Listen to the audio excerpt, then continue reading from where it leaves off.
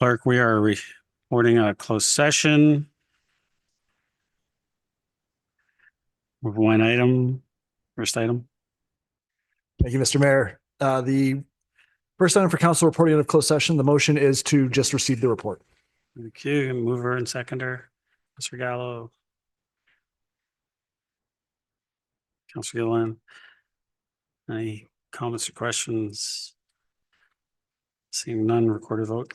Recorded vote has been requested for the only item of council reporting out of closed session. Councillor Thompson was absent. Councillor Weese, how do you vote? Councillor Weese votes yes. Councillor Kim? Councillor Kim votes yes. Councillor Gartner was also absent. Councillor Gilliland? Councillor Gilliland votes yes. Councillor Gallo? Councillor Gallo votes yes. And Mayor Mrakas? Yes. Motion carries. Yeah. Firm and bylaw. Councillor Weese, Councillor Gallo. Call the vote. All those in favor? Opposed? That carries. Motion to adjourn. Councillor Kim. Councillor Gilliland. All those in favor? Opposed? That carries.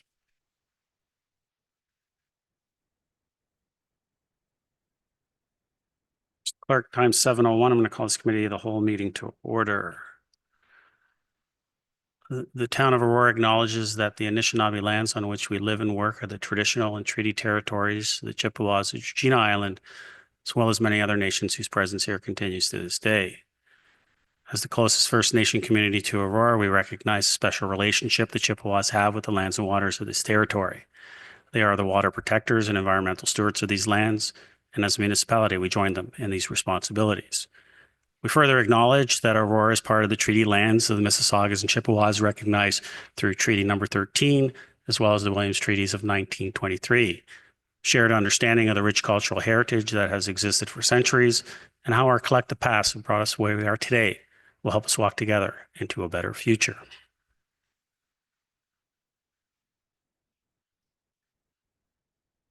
Councilor, can I get a motion to approve the agenda? Councilor Gallo. Mr. Mayor, I'd like to request the adding of a motion that I drafted to the agenda. It's regarding the blue bins, and I'm sure we can all agree that there's some urgency in terms of how we deal with them. I've shared it with the clerk. I don't know if he wants to put it up. I realize it requires 2/3 majority. Can we add up? Well, I think everyone would like to see it. This would be an amendment to the agenda, yes. Yes, I'll get a mover and seconder. I'm assuming Councillor Gallo will move it. I need a seconder. Is there a seconder? Councillor Gilliland, thank you.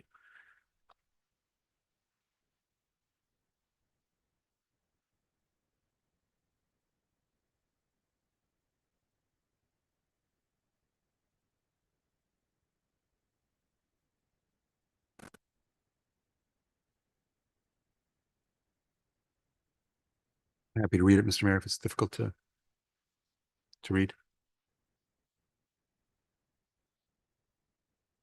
I mean, sure.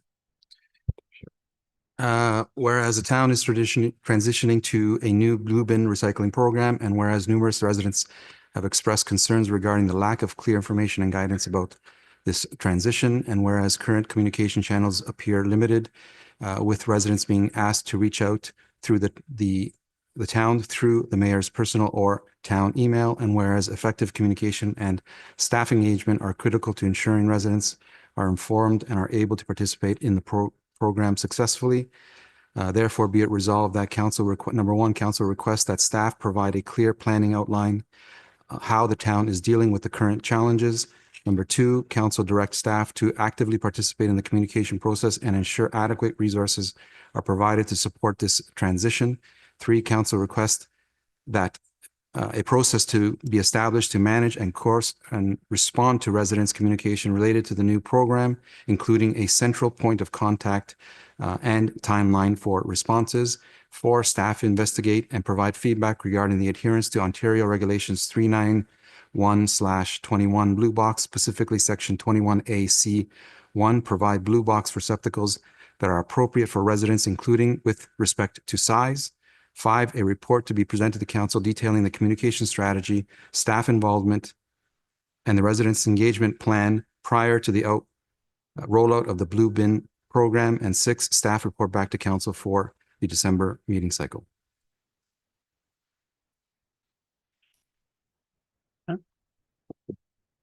All those in favor? Opposed?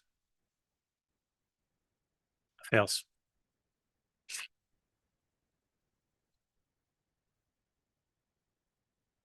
Back to the approval of the agenda.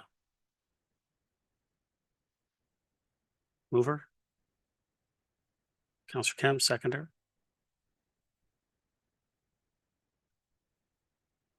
Councillor Thompson. Any comments, questions? All those in favor?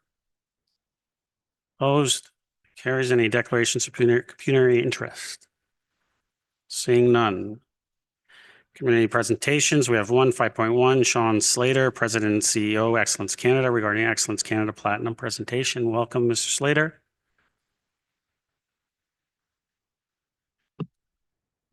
Good evening, Mayor Mrakas and members of council. Thank you so much for having me.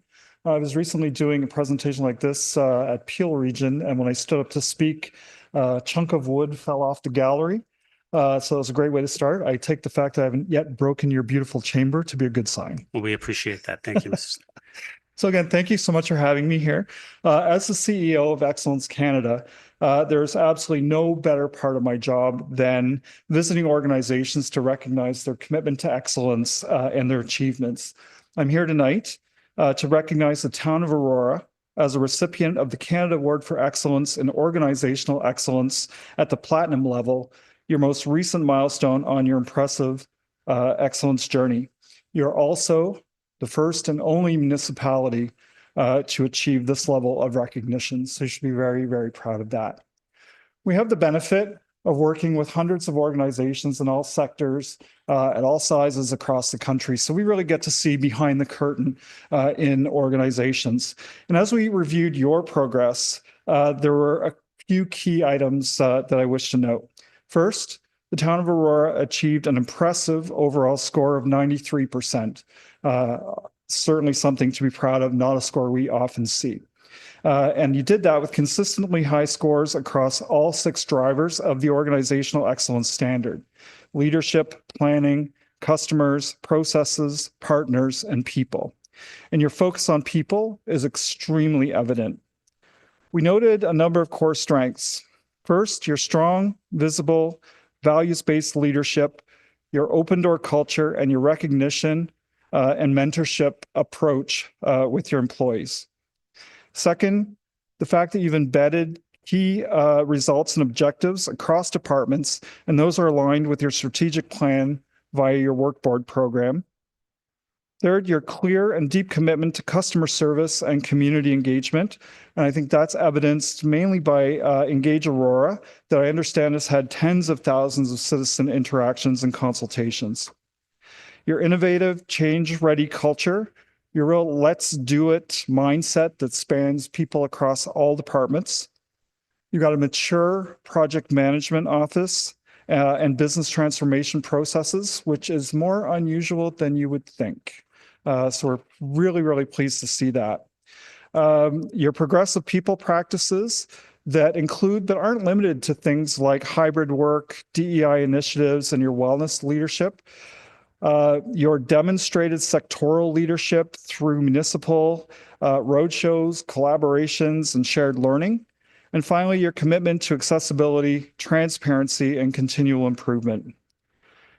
Mr. Mayor, it's true that Aurora is a community like no other. You're innovative, inclusive, and proud.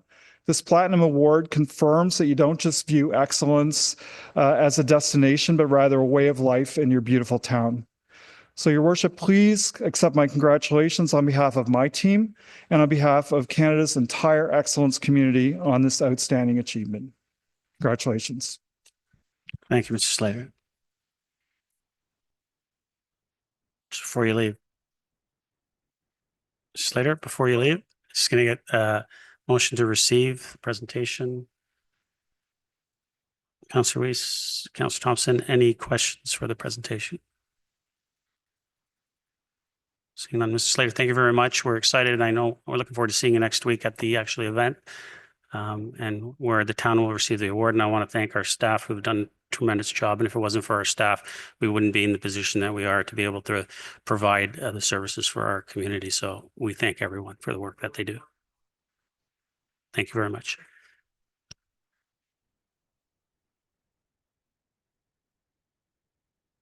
All those in favor? Opposed? That carries. Delegations. We have three. First, Matthew Romeo, resident, regarding pedestrian safety and accessibility surrounding the new Dr. G.W. Williams. Matthew, welcome. You have 5 minutes and the floor is yours. Thank you. Good evening, Mayor, Council, staff, and members of the public. My name is Matthew Romeo, and I'm a grade 12 student at G.W. Williams, which has just recently relocated to Bayview. Since the location change, I've been walking to school almost every day. I've noticed there's been both increased road and foot traffic in the area, bringing light towards a couple of public safety concerns. Since I've submitted reports with more detail, I'll only briefly go over the two topics in this delegation. Before I start, I'd like to thank you all for the opportunity to let me delegate here tonight. I would also like to acknowledge Councillor Gallo's time and effort meeting with me on site in October, as well as proposing a new business to the council in a previous meeting. Thank you. Concern 1 regards crossing at Earl Stewart Drive into the Shoppers Drug Mart Plaza. At this point, Earl Stewart curves west, at which the sidewalk ends and forces pedestrians to cross. There are many visibility issues when crossing into the plaza from this point. Without any clear rules in place, there's confusion for the drivers trying to enter and exit. Better control of traffic is required in that area for it to be more safe for all the pedestrians and to organize the road traffic entering and exiting the plaza. A possible solution to eliminate the issue in the long term is continuing the sidewalk on the east side of Earl Stewart, as mentioned in my submitted recommendation. So there's a sidewalk right by, there's a McDonald's plaza all the way to the Superstore. I'm just saying maybe extend that one. There's an intersection, but it ends. So it forces them to go on this side of Earl Stewart. And if we just extend that sidewalk, there'd be no need to cross again. Concern 2 regards another plaza off of Bayview and Pedestrian, which includes a McDonald's, Subway, and other restaurant outlets. The majority of pedestrian traffic actually comes from the corner of Bayview and Pedestrian, which has no proper access point other than a steep and dangerous hill. This unfortunately seems to be the current preferred entry point for pedestrians, especially the students of G.W. Williams. I understand that the property is not owned by the town and may be more of a challenge to solve. However, I feel that it's important to recognize this problem, especially with how many Williams students are actively entering and exiting the plaza because of the school's relocation. If we look at the Superstore Plaza to the north on Bayview and the Shoppers Drug Mart Plaza on the south, they both have stairs for hills like this one. I believe that's the solution worth considering, as it'd create a safer environment for everyone. Both of these concerns have a common theme of safety and accessibility in design phases. As we promote walking as a form of active transportation, we have to understand that these properties must have a safe entrances and exits to begin with, since public safety is one of the most important factors of design. Tonight, we are talking about eliminating risks that are already present. However, I believe we can do better to avoid those risks in the first place. If we can be more proactive about pedestrian accessibility in the design phase, we can build a safer community one step at a time. Thank you. Thank you, Matthew. Council, can I get a motion to receive delegation? Councillor Kim, Councillor Weese. Any questions for the delegate? You want Councillor Gallo, go ahead. Thank you. Thank you, Matthew, for your presentation. Thank you for walking me through your issues. We did have some conversations with staff and perhaps through you, Mr. Mayor, to Mr. Romeo. Maybe you can update us on the latest on these issues. We don't normally go to staff, but I'll let staff turn the delegate. Go ahead, Mr. Romeo. Certainly, through you, Mr. Mayor. So with respect to the Earl Stewart sort of jog, as it heads east, just behind the Sheridan Nursery, we understand the concern about perhaps having a pedestrian crosswalk there. Our engineering division will be undertaking a townwide pedestrian crosswalk study, and so we'll have the results of that sometime next year. And this is one of the locations that we'll certainly be looking at as well. With respect to the McDonald's Plaza, when that was constructed it's probably 10 years ago, we looked at the possibility of having a staircase up to Bayview, similar to as a delegate mentioned, the staircase at Shoppers or up the road at Supercenter. The problem there in that location at the McDonald's Plaza, the grade, there's a huge grade difference. So, it's probably close to 20 feet between the plaza parking area and the top of Bayview. So sidewalks were installed along Pedestrian Avenue to take you into the plaza.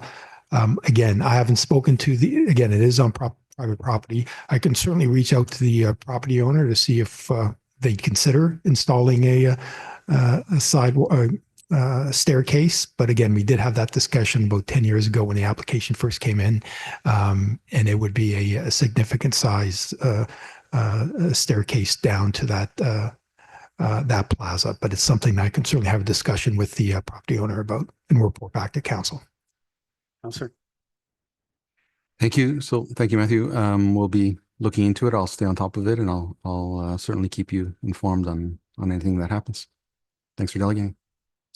Any other questions for the delegate? Matthew, thank you for coming out this evening. Call vote. All those in favor?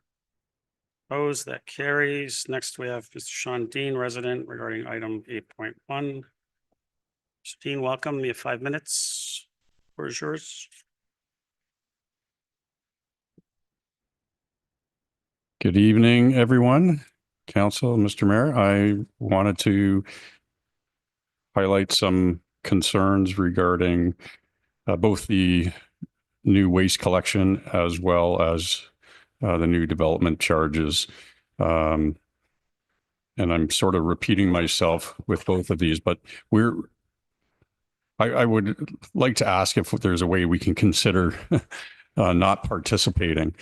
The garbage, there's a new motion regarding a solution tonight, but going back to our old garbage collection ways and getting a credit from circular materials might be easier for the whole community.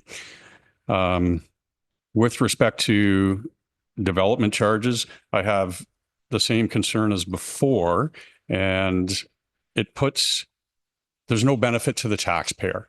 So I'm just going to ask, as nice as I can, if everyone can consider what is in it for the taxpayer if we're giving developers taxpayer money.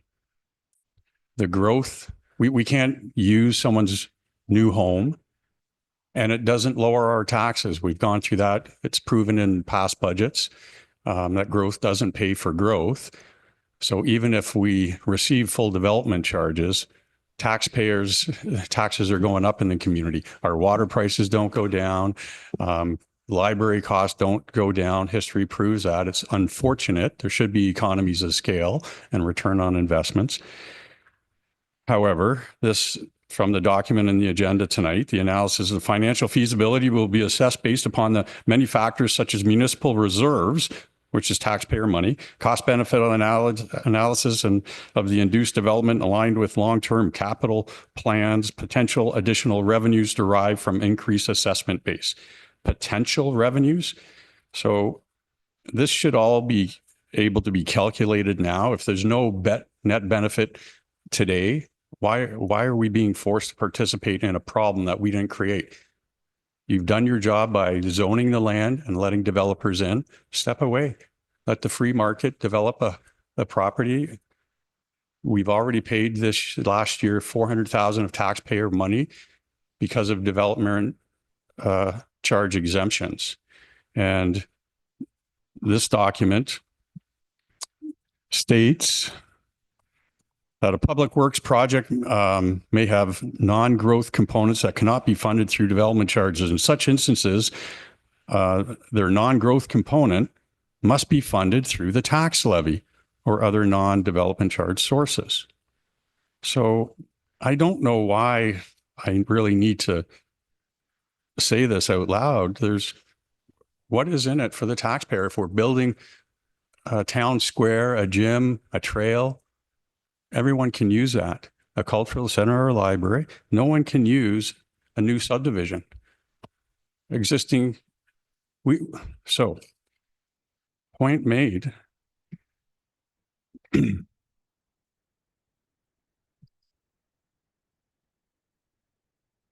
a little troubling here with the uncertainty with the credits. So developers, they're getting 20-year, up to 20-year interest-free loans. What a deal if you're a developer. All the utilities get their full money, banks get the money. They're all, telecom companies are all benefiting. Current residents and taxpayers are not. And this, you want to agree to this, and why are we relinquishing control of anything to York Region? And whatever they say, we have to follow suit right away. And then we'll review this policy again in 4 years, not every year. So I just read this and it's just troubling.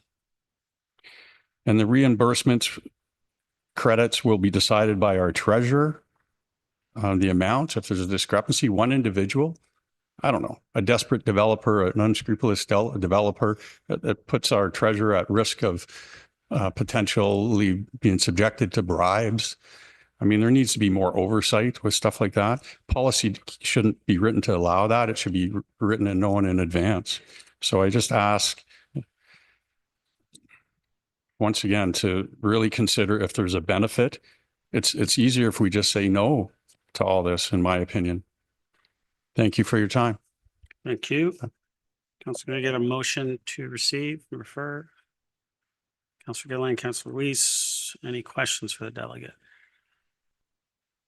All the vote, all those in favor, opposed, carries. Mr. Deane, thank you for coming out this evening. 6.3, David Hurd, resident, regarding item 14.1. Mr. Hurd, welcome. Good to see you. 5 minutes, floor is yours. Thank you, Mr. Mayor, members of council. I want to begin by referencing some key points re the visitor plan. 1 is tell distinctive Aurora stories. 2, curate signature experiences. 3, leveraging core assets and attractions. And 4 is foster creative partnerships, example artists. I'm very familiar with these points, and I would like to focus on 1, assets, and 2, high potential tourism draws. A recent motion, and something I've spoken about at council many times for years, thanks to Council Rachel, is roller skating. Music, physical activity, and like-minded community and historical success in Aurora's past. That is roller skating. Storytelling, our path of this activity is key. From the late 1800s, 1930s, 1970s, and 1980s, and now possibly present, we can make this an event, not a role. Over 100,000 came to Aurora in a decade in the 80s before the internet to stay and play at our Canadiana roller rink. The stories are strong. I can recall presenting music to 4,120 people in one evening. Robin McDougall and John Gallo recently shared with me stories of their experiences of roller skating.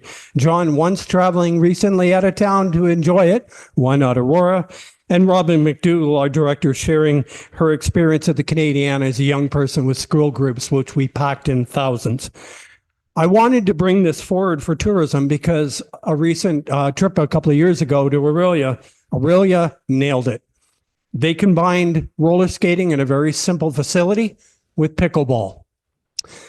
Similar to what the Canadiana roller rink was really a universal facility, and I think that is totally doable by our staff at the Aurora Family Leisure Complex. I think it's time to adapt that facility, and we will gain tourism. The other is the Aurora Pet Cemetery. I saw recently I was concerned a possible deferral on parkland, deferring it for some time, and I'd like to ask that nothing to do with this project is deferred. The Pet Cemetery, to many who have seen it and worked on it and done backbreaking work like myself and staff, is a tourist gold mine, and I've heard from people through my social media from across the globe that want to see this site. And lastly, 3 in tourism is something I've worked hard on for a long time, about a quarter of a century, which has impacted the Aurora Farmers Market, the community garage sale, doors open, walking tours, downtown partners, and some of these breaking record attendance. This is my project, that is Dave's Vinyl Party, York Region's most incredible vinyl resource and one of the largest in Ontario and Canada. Not just music, but art, history, motivation, and healing. I pitched this to council for actually many times, a project called Victoria Hall, a hub in our downtown like no other in Ontario. I would love, and presently as a vendor, I would love to partner with the town and businesses to bring this award-winning resource to our downtown and downtown square area. And if there are angels or angel investors are listening, this is the real deal for tourism. The numbers show it. Many in this room have seen the back-end magic at my gallery. Aurora can be a journey of storytelling. From the train station, Old Aurora downtown, to Fleury Park, Hillary House, Town Square, the Pet Cemetery. I'd love to see Victoria Hall added to this list. Victoria Hall, pardon me. I know there is support in the community. I'm asking for your help because the project isn't just about tourism. It isn't about education and motivating only. It's about coping, and it's about saving lives. Build it, and they will thrive. Aurora, a passion for people. That's a quote. Marco Ramuno might remember that because I passed that to him many years ago. Aurora, a passion for people, is a model I've shared with our planning department many years ago. I believe this passionate presentation is worth investing in because our stories are what sells. Those to come, and I've been storytelling for a very long time. I've invested in tourism here for almost 25 years of my life, and I'd really like to see this plan unfold, and I'd like to be included. Thank you very much for listening to all. Thank you, Mr. Hurt. Motion to receive and refer. Councillor Kim, Councillor Thompson. Any questions for the delegate? Councillor Gilliland, go ahead. Thank you. Thanks so much for coming to council and speaking on this topic. You, of anybody in this room, probably knows more about the history, given your family roots.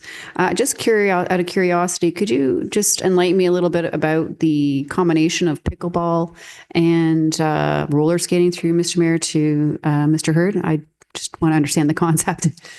So how that played out is there was a pop-up being held in Aurelia. First time they were doing an adult skate. They've done family skates. And I approached them and them me to do a music program, which I did in Aurelia, actually from the skate floor, not using a system in the ceiling. What I was impressed about what they did is during the daytime, it's very much just almost like a dome, like an old barn style. It's an ag building. And it's just a concrete floor with a shell. And in the daytime and weekends, they have pickleball. And the evenings, they have roller skating. And I'm very proud now they transitioned to include concerts and wrestling and all sorts of things, which is what we did at the Canadiana Roller Rink. And it inspired me so much seeing that. I'll close with this. The skating and pickleball is I've been working with an artist and we've completed a brand, a logo called the Skate Pickle. And I think the two together, like I said, it really has done it. They've done it well. And I know the Aurora Leisure Complex has challenges. And I just think turning that into a transitional with these two things as the anchor could be an absolute, like I said, gold mine in tourism for locals with pickleball and maybe abroad, and roller skating, bringing people from out of town. Aurora's got the story to sell the second one big time. Councillor? That's great. I really appreciate the insight. Thanks so much. Councillor Weese? Thanks, Mr. Hurd. I think you have come at the right time. We have Central County's tourism in the House, and of course, they've been talking to economic development about tourism. And I think not only that, I think this would be a tremendous opportunity for all of our residents here. to combine physical activity and the social activity that goes on. So I want to thank you for coming here today and displaying that passion that you have for the town. Thank you. Councillor Gardner.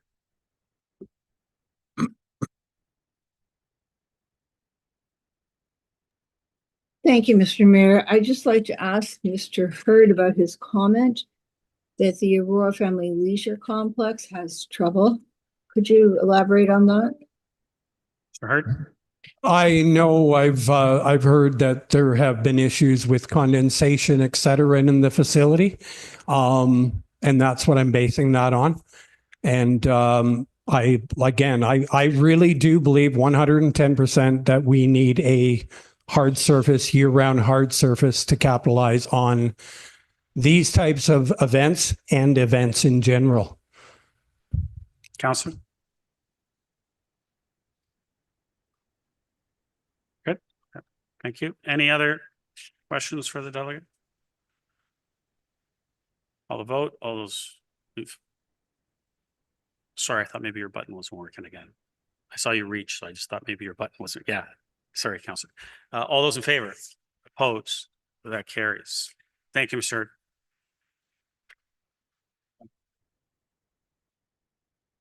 Go ahead, Councillor.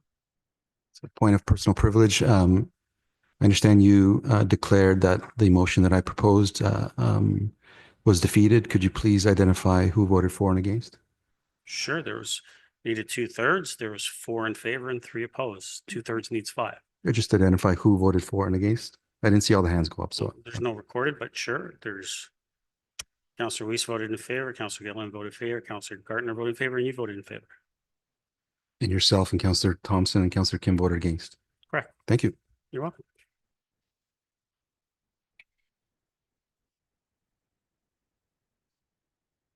Advisory Committee meeting minutes. A motion to approve them. Councillor Gardner, thank you. Second. Councillor Thompson. Any comments, questions? All those in favor? Opposed? That carries. Consent agenda. Any items? Otherwise, can I get someone to approve the items on the consent agenda? Councillor Gilliland. 8.1, please. Councillor Thompson.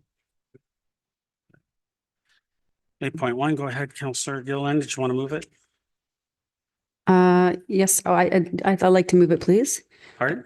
Yeah, would like to move it, please. Thank you. Seconder. Councillor Kim, go ahead, Councillor Gilliland. I think I'm just trying to find my note on this.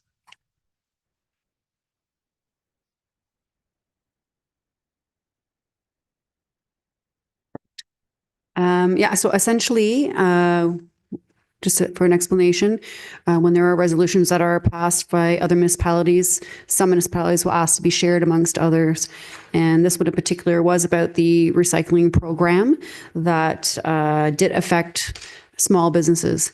And essentially the town of Whitby, the mayor had sent in a resolution asking the province to continue on the recycling program because some of the small businesses are impacted in the mixed use areas. So for instance, in our downtown area, which was formerly known as the BIA area, will no longer have this service. So essentially what I'm asking for our council is to also support this resolution in asking the Ministry of Environment, Conservation and Parks and the government to continue on with the services to these small businesses downtown and extend that producer responsibility beyond, so it allows them to have this service moving forward. So that is essentially what I'm asking.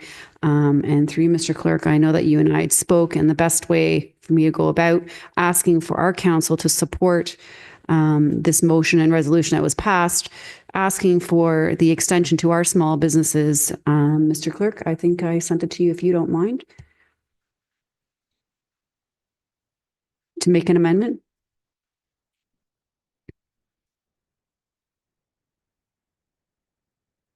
I think there was 2 clauses to that, right?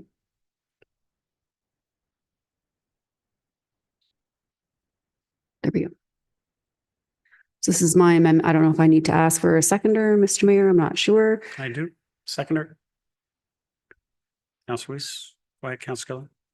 Thank you. So essentially, I am asking town council to support the resolution that is before us by the town of Whitby Council, extending the producer responsibility for blue box recycling that's impacting the small businesses in that area. I know that they are struggling quite a bit, and the solutions that are going to be presented later on tonight, that happens to be on the agenda, which I didn't know. But at the same time, I think it would be in our best interest to show some unified support, and the fact that there are some areas in this legislation and how the producer responsibility has fallen over is flawed, and we need to support those small businesses downtown.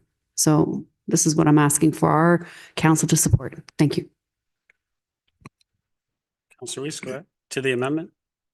Yes, and I compared with the councillor.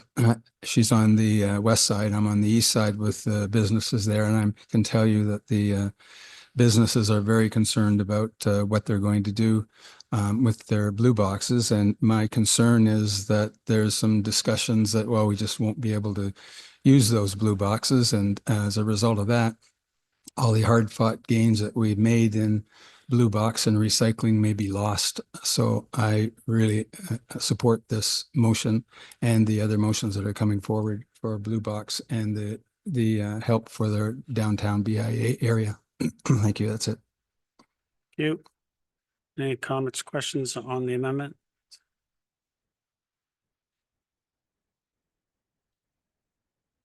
Seeing none, I'll call the vote. All those in favor?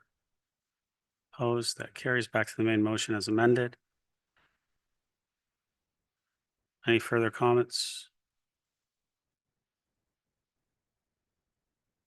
Say, very supportive of this, and I'll make sure that I know this will be dealt with at the AMO board meeting later this month. So I'll make sure I'll bring our thoughts from the town of Aurora to that discussion at AMO. So all those in favor? Opposed? That carries. 8.2, Councillor Thompson, you asked for this one to be pulled. Did you want to move it? Yep. You seconder. Councillor Gilliland, go ahead, Councillor Thompson. Thank you. It's not so much about the minutes themselves. I know we're all probably aware of the fact that the province is looking to amend the Conservation Authorities Act to create the Ontario Provincial Conservation Agency, essentially a provincial board governed agency, and furthermore to consolidate the 36 provincial conservation authorities into 7 regional, which is significant changes.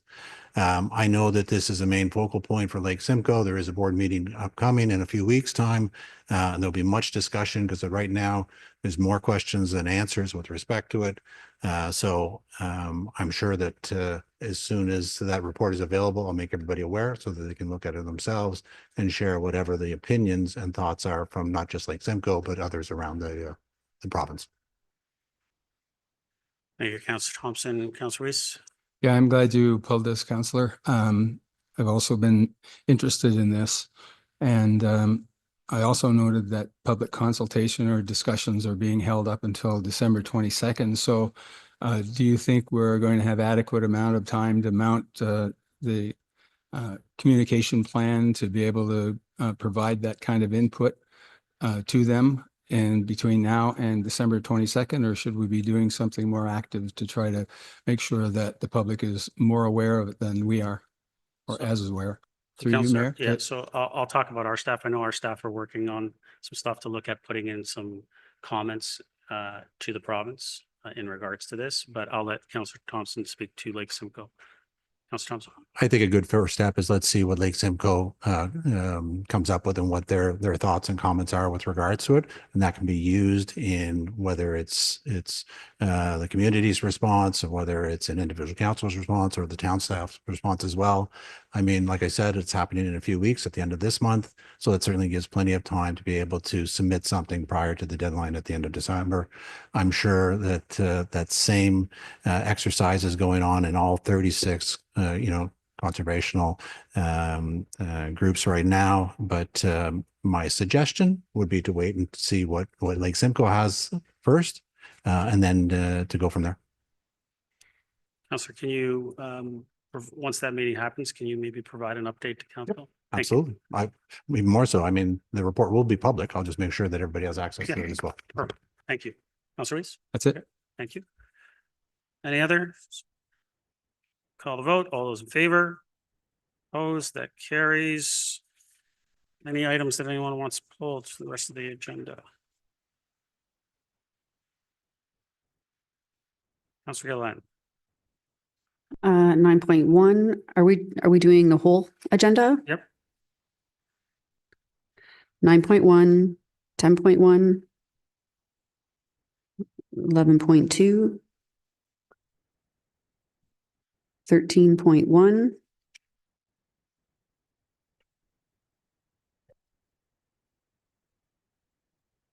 are we also doing 15s? Everything. Okay, and 15.4, 15.5. Thank you. Anyone else? Councillor Weese? 14.1 and 15.1. Thank you. Anybody else?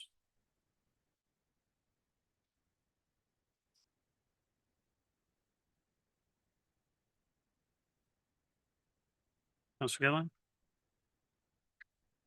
Was 15.2 pulled? No, I was going to see if I might actually defer. Could that be pulled? Sure, if you want to pull it. Anything else? We get a motion to approve all items with the exemptions of 9.1, 10.1, 11.2, 13.1, 14.1, 15.1, 15.2, 15.4, 15.5. Someone want to move that? Councillor Kemp, seconder. Councillor Gilliland. All those in favor? Opposed? That carries. 9.1, Councillor Gilliland, you pulled this. Did you want to move the recommendation? Councillor Gilliland, did you want to move the recommendation? 9.1? 9.1. Do you want to move the recommendation? Move to receive. Seconder? Councillor Kim, thank you. Go ahead, Councillor. Thank you. Essentially, I'm moving to receive. It is a very large document. This is the first time we've had this conversation about the Aurora Town Square operating plan. And we're in the middle of a rather big budget. So I did want to move to receive because I do feel it really deserves a really good conversation. I want to continue on with a lot of that conversation probably at council. I didn't have as much time to go in depth with that, but I did see that there was an increment ask for increase in the levy for the operations. And then at some point, I believe you said it was going to taper off, I guess on a high level, because I probably have some more follow-up questions at council, to be fair. Could you explain your projection moving forward with that levy? I believe it was about $1 million a year for operating, and then how you projected how that was going to taper off. Mr. Rose? Thank you, Mr. Mayor. Through you, Mr. Mayor, to Councillor Gilliland. Yes, thank you for the question. We will be coming back with some more financial information again as we work through the startup period of Town Square. But I would reference council to the July 2023 report where we first presented what the net incremental requirement would be for operating Town Square. So that 1070 or that $1,070 remains that net incremental amount. We phased in $720,000 of that throughout the construction period. And I think by 2026, the remaining 350 will be phased in as part of the tax levy. So that continues to be our sort of our North Star as far as our operating budget is concerned.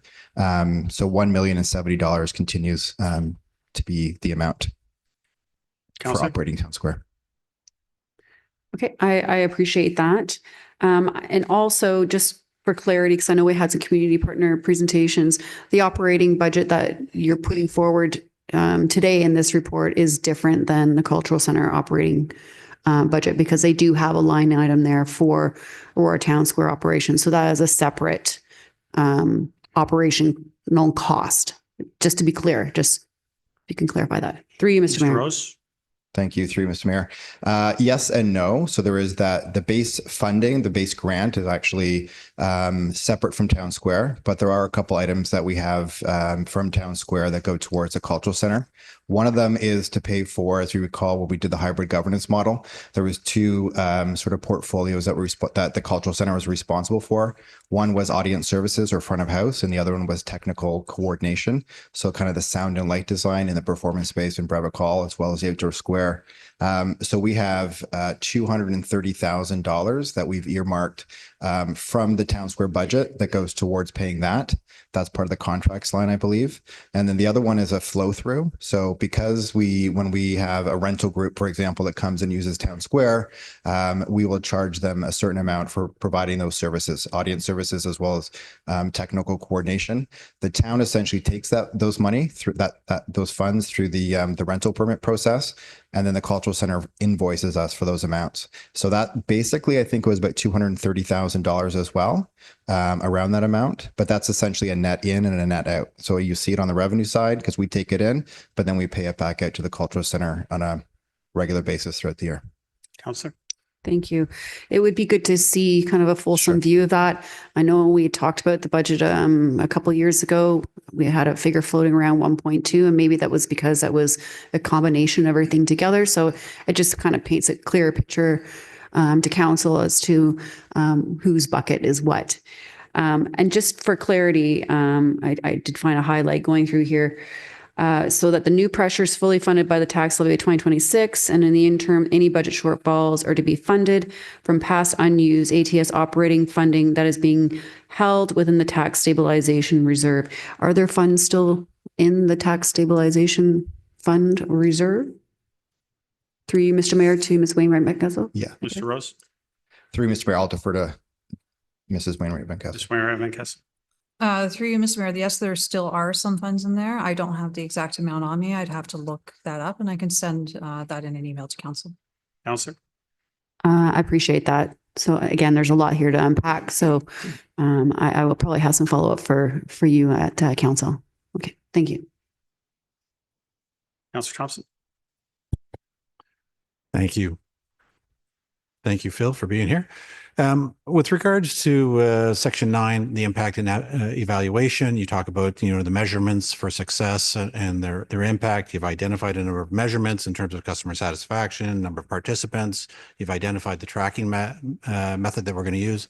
Have we also identified what the targets are that we want to reach in 2026? Mr. Rose?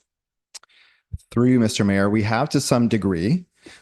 We have the data and we have been tracking all the measurements throughout the course of this year. So I can certainly speak to what we have for this year up until this point. For example, customer service, the top three categories, we've received 4.7 out of 5.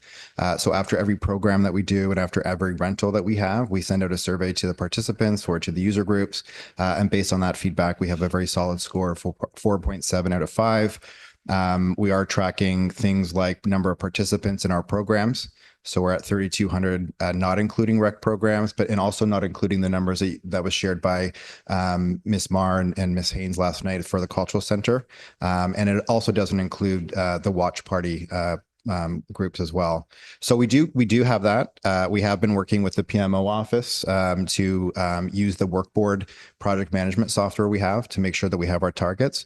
So we're just kind of fleshing out the rest of 2026, but we're probably 80% finished in terms of where we need to be as far as our objectives and key results that we're going to be tracking for next year. Thank you. And I did see the 2025 satisfaction numbers that you mentioned, but I think that it would be good to include them in this business plan, what those targets are for 2026, right? In terms of what we're looking for the number of participants. Let's set the goals and then that way we can measure whether we've achieved them or not throughout the year. And it also drives performance. If 4.7 is our 2025 number, then probably 4.8 is our number for 2026, because we want to, continue to foster that culture of continuous improvement. But I'd like to see what are our targets for earned revenue? What are our targets for participation? And we use that to be able to drive the effectiveness of the programs that we're doing and whether or not we've been successful throughout the year. Mr. Rose? Wholeheartedly agree, and we can share that information with council in very short order. We can also take the information we have and turn it into some kind of dashboard that we can share with the business plan if we have questions that come back at council in a couple of weeks. Great, thank you. Councillor Kim? Thank you, Mr. Mayor, and thank you, Mr. Rose. I found that no matter what segment you work in, a good business plan is only as good as its ability to withstand turbulence. And as you know, in any business, there's always volatility. So what types of stress tests have you conducted on your business plan in terms of what potential can go wrong, what can go right, the extremes? Can you share a little bit about that process and what the mitigation steps are for that? Mr. Rose? Sure, through you, Mr. Mayor. I would probably direct your attention, Councillor Kim, to section, if you just bear with me for 1 second, section 8, which is our risk analysis and mitigation strategies. So we do have a number of different risks that we've identified, and we've come up with different mitigation strategies. If you just bear with me, I'll give you a couple examples here. Councillor? Okay. I apologize, Mr. Rose. I thought you finished. Sorry, I was just trying to find it, Yeah, Mr. Mayor. sorry, Excuse me. I was just apologize. scrolling through. It was at the bottom of the plan. So we have things that are related to marketing and promotion. So in tandem with the business plan, we also have a marketing communication strategy that's been developed in conjunction with the communications division in terms of how we market and let the public know about our programs and all the offerings at Town Square. We talk a little bit about from the economics perspective, market and demand. So that's an ongoing thing, and that's a balancing act that we're trying to figure out, which is essentially how do we price Town Square? So we're bringing an audience in as well as we're bringing rental groups in. So I won't go through all of it. We have operational strategies, technological strategies, things to do about reputation and public relations. So that's what our guiding sort of document will be in terms of trying to do the stress test. But a lot of it's anecdotal and a lot of it is through that surveying and, having that sort of customer service relationship with the public.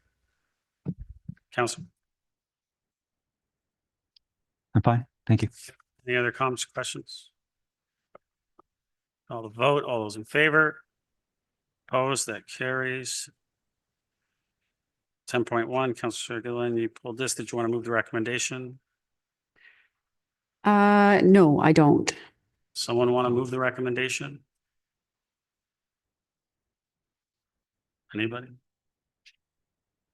I can move it to receive. Sure. Seconder to receive. Councillor Kim, go ahead, Councillor Gilliland. Thank you. I know we've had some various applications brought forward requesting fences to be outside of the realm of our bylaw and our policy. And I really did appreciate staff bringing forward some of the examples of where we have approved or denied based on the unique situation. And this is a relatively unique situation. And given that information, in my opinion, I would prefer to approve versus deny the fence request. So that would be my recommendation. But through you, Mr. Mayor, to Mr. Ray, if you could just, I know that this is staff recommendation on here, but just given the unique situation, would it be fair to say this is somewhat more unique than we have seen in the past as far as a request? Sure. Thank you. Through you, Mr. Mayor. This request is a little bit more unique given that the fence exemption request is also contained within a fully gated community. The homes on these properties are quite large as well as the lots. So in this case, the individual is looking for added security. The applicant did provide letters of support from some, but not all adjoining properties. And prior to this meeting, they were all notified of today's council meeting to discuss the variance request before you. Councillor? Thank you. Thank you. I appreciate that. And from what I understand and reading the report, there was overwhelming support by the internal community for this. And given some of the history there has been some security issues that were breached. And that is kind of what has snowballed to come to the conclusion where they wanted to install this fence that might be a little bit outside our realm. But again, given that it is a condo board and gated community, I feel that in this particular instance, I would be in favor of approving this. So through you, Mr. Mayor, I'd like to make an amendment on to number 2, instead of to be denied, to be approved. Seconder. Councillor Thompson. Any comments or questions? Councillor Weese to the amendment. Through you, Mayor, to Mr. Ray. Mr. Ray, could you expand a bit on the rationale for your denial of this? Is it based upon our existing bylaws that may or may not be appropriate for that kind of a building and that kind of a gated community? Can you comment on that for us, please? Mr. Ray. Through you, Mr. Mayor. The current bylaw speaks to a maximum height of a front yard fence of 1.2 meters. The fence height for this significantly exceeds that in various amounts due to the construction.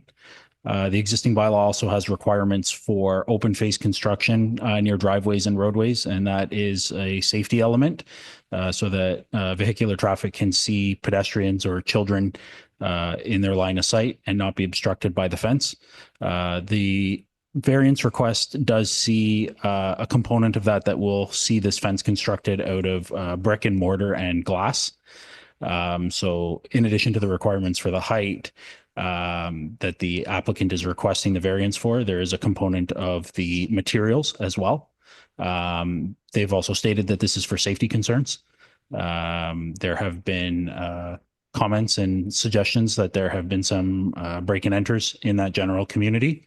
And the applicant is looking to secure their property against that type of activity. Councillor. So again, through you, Mayor, is this type of fencing, the materials, the extent of it, is it unique in that particular community, and is it unique in this community? Mr. Ray. Through you, Mr. Mayor. I would say in that particular community, the construction is consistent with other finishes in general within the community. Within the greater community of the town of Aurora, I would suggest, be a significant exception to what would be found within the rest of town. Councillor. That's it. Councillor Garner. Thank you, Mr. Mayor. Through you to Mr. Ray. It's an interesting situation, and I'm wondering why the condo board has a lot of rules. I'm wondering why they didn't decide whether this was necessary or important, why it's coming to the town. Right. Mr. Mayor, to Councillor Gardner, the condo corporation for this specific neighborhood did provide a letter of support to speak to the applicant's requested variance. So it is something that the board is aware of, and not something that they are trying to restrict or prohibit at this time. Councillor. Thank you. Follow up.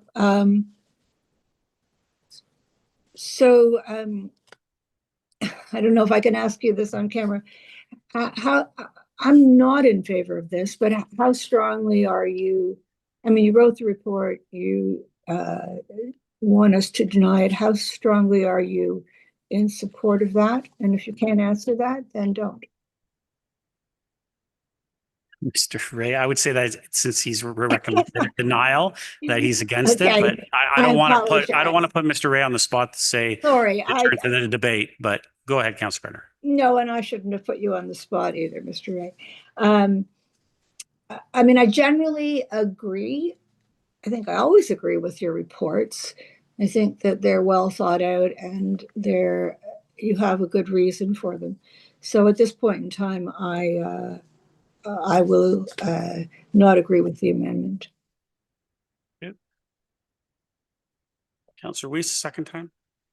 Thank you. And through you, Mr. Ray, you mentioned the condo board and their approval of this. How many residents are in this condominium corporation? Do you know the exact number?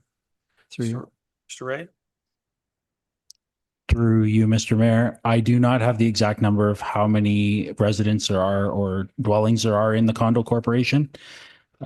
We did provide notice to all abutting properties and properties across the street, and that totaled approximately 4 or 5 properties that would have been directly impacted. Councillor? Okay, thanks. Any other comments or questions? Seeing none, call the vote. All those in favor? Opposed? That carries.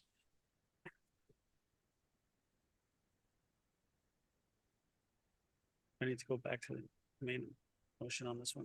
All right, back to the main motion as amended. I'm assuming there's no other comments. I'm just going to call a vote. All those in favor? Opposed? That carries. 11.2. Councillor Gilliland, you pulled this one. Did you want to move the recommendation? To receive as well. It's a lot to impact this one. You, seconder. Councillor Weese, go ahead. Councillor Gilliland. Thank you. Yes, we did have a delegate here today speaking about this, and this is a rather important policy that the town is looking to adopt and align with. So I do want to take some time to dive into this. And again, because we are dealing with the budget right now and there's a lot of moving parts, I didn't have as much time to dig my head into this. But I do have just some quick questions, I guess, if you may. Through Mr. Mayor to Ms. Wainwright Van Kessel, I believe.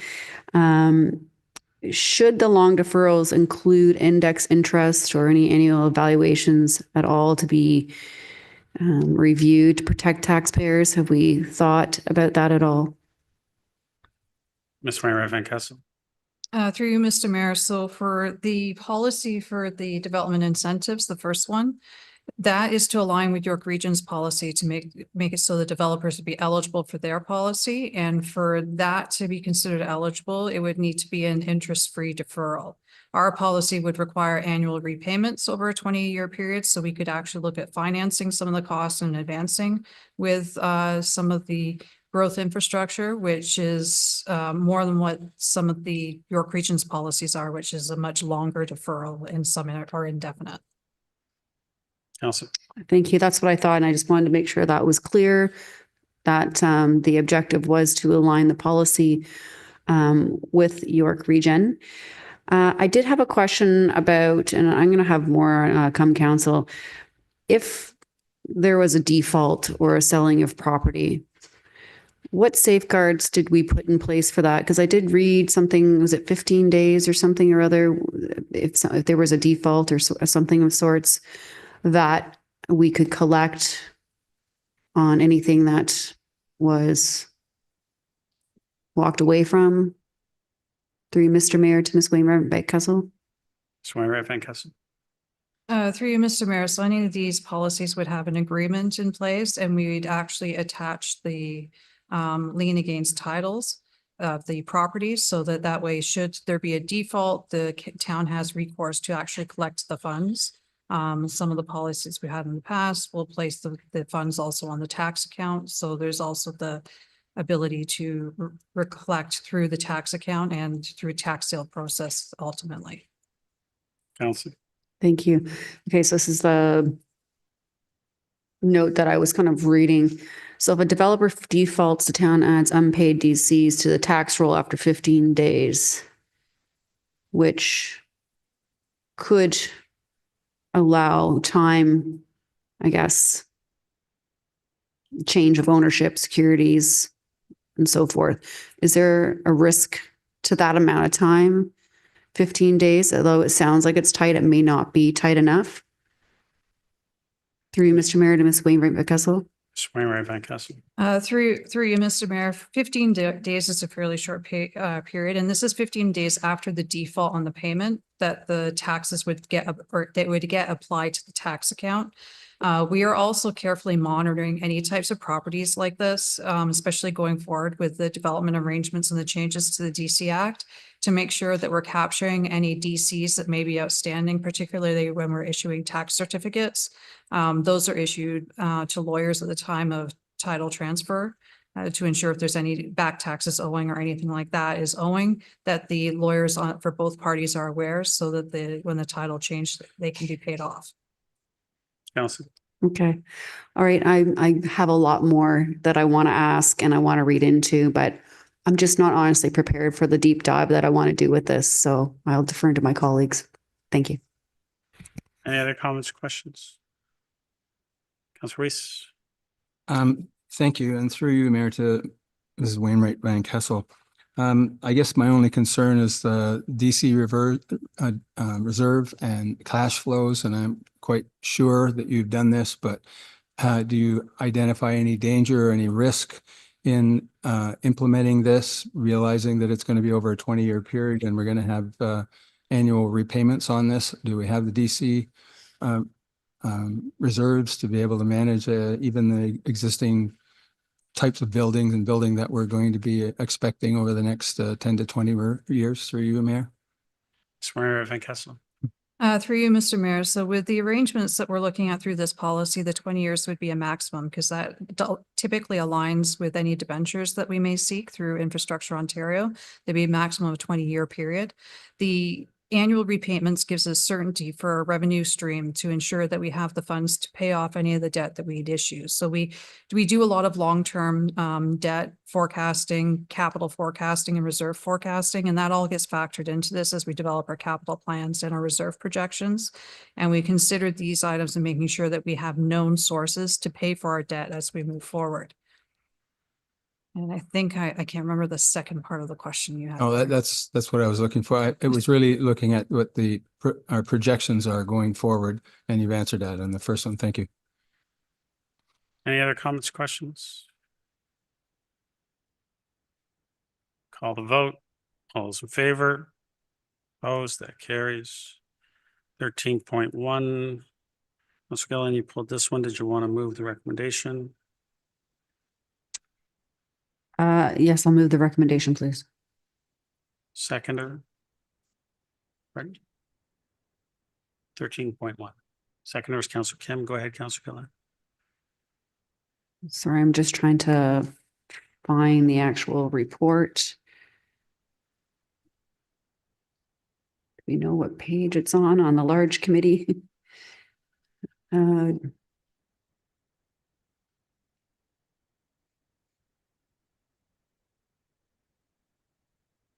Yes, I can't find the report, so I'm going to have to wing it here. Essentially, this is the report about the recycling and the collection in our downtown core. And I understand that staff, you are recommending some solutions in the interim for the next year, because right now we don't have a solution for the collection with this new agreement. Through Mr. Mayor to Ms. Teenkamp, if you could just kind of briefly explain in a couple sentences to the public what we're trying to achieve here, that would be great. Gives me a couple minutes to find the report too. Thank you. Ms. Teenkamp. Through you, Mr. Mayor. So essentially this report is recommending that there's some solutions for waste collection for the downtown core, which was previously the BIA. This downtown core has unique challenges with parking space, to store bins and et cetera. And we're in the middle of a promenade study design for the downtown core. So we want to look at waste collection as a whole within that downtown area. So at this point, we're just recommending as a temporary measure to continue to collect green and solid waste from the businesses because of the mixed residential and the complications within that area, and provide the businesses a recycling depot location located at the Joint Operations Center. We did look at potentially having a location for a bin placement within the parking lots or somewhere immediately adjacent to the businesses. But just due to maybe some illegal dumping, taking up parking spaces. We've decided that the Joint Operations Center is probably the most appropriate place where businesses can take their recycling goods and dispose of them with us. Councillor. Thank you. I do appreciate the town making efforts to try and come up with some sort of solution. I think it kind of goes hand in hand with the amendment I made earlier with the resolution with the town of Whitby. My biggest fear, obviously, is that people are just going to be encouraged to not recycle, and our hands are kind of tied. So I do appreciate that the town has offered this solution. I think placing a garbage bin somewhere else in the back, like you said, is just going to create a different problem with illegal dumping and so forth. So I think you've done the best that you can, and I'm hoping that we can still collaborate with the ministry and circular motion and try and get this rectified. I'm not happy with the situation. I know you're not, we're not all, but at least you've come back with something to help in the interim. And so that's kind of like the best I could ask. And through you, Mr. Mayor, to Ms. Steenkamp, what kind of communication does your department intend on doing for these businesses down there so they're in the know of what's going on and they feel they have that support during this transitional time? Steenkamp. Through you, Mr. Mayor, seeing if council approves the motion on the table, we will have a fulsome communication plan developed with Ms. Smith, which will include a door-to-door where we will visit the businesses and just let them know that there's a change of course and that these opportunities will now exist for them as of January. Councillor. Thank you. And through you, is there going to be a chance for your department to report back just to kind of let us know? I don't know if it's like in a quarter or, every 3 months or so, just to kind of give us an idea of what is this working, and just to let us know if we're on the right track with the temporary mitigation strategies that we're using. Through you, Mr. Mayor, certainly staff can report back through a memo and advise council how we're progressing. Councillor. Thank you. I appreciate that. And I guess final question. Well, actually, I see some other councillors have some questions, so I will defer to them and I'll save my question. Thank you. Councillor Thompson. Thank you. Just following up on similar concerns with that Councillor Gilliland has raised, but as we look at long-term solutions, are we also looking at other municipalities and what they're doing? Because as we know, we're not the only ones going through this or have been and gone through it. And perhaps there are some best practices out there or something that we can learn from other municipalities in terms of what they're doing. So I guess while it's good to identify this as a temporary measure, as part of, I guess, due diligence, are we also reaching out to our colleagues, not just in York Region, but further abroad, to see what, if anything, they've come up with to help resolve this shortfall? Through you to Mrs. Steenkamp. Steenkamp. Through you, Mr. Mayor, certainly other municipalities have been struggling with this, not just due to the changes provincially for recycling, but just within their town cores and the mixed businesses that occur there. With the residential storage of waste is complicated, but there's a lot of new innovative technology, in-ground systems that will assist in keeping the waste below ground, gives you some additional parking area. And some municipalities, not necessarily in Ontario, that I've spoken to, out west, they're very progressive when it comes to this, and even in Europe. Other municipalities within the N6, particularly is Newmarket. They're in the midst of studying this right now. As you all know, their Riverwalk Commons is very intensified and something we hope to achieve here in Aurora. And they're a little bit further ahead of us in this, and they'll be going to council with a waste strategy shortly to investigate this. And they're looking at options for communal space for disposal of waste, not only just for the businesses, but for the residential. So essentially, they'll have units that have individual codes that you can key in and deposit your waste in. And that's something that they're looking at, and we're looking very closely to see how that works. Councillor, I'll just add to that. I met with the N6 mayors today about obviously another issue that we're dealing with in regards to recycling, but Ms. Teenkamp's correct. Newmarket is moving forward with at least a temporary a way of doing it, similar to what we're looking at doing. But the other municipalities at this point are still trying to figure out what they're going to do. Thank you. Councillor Weese.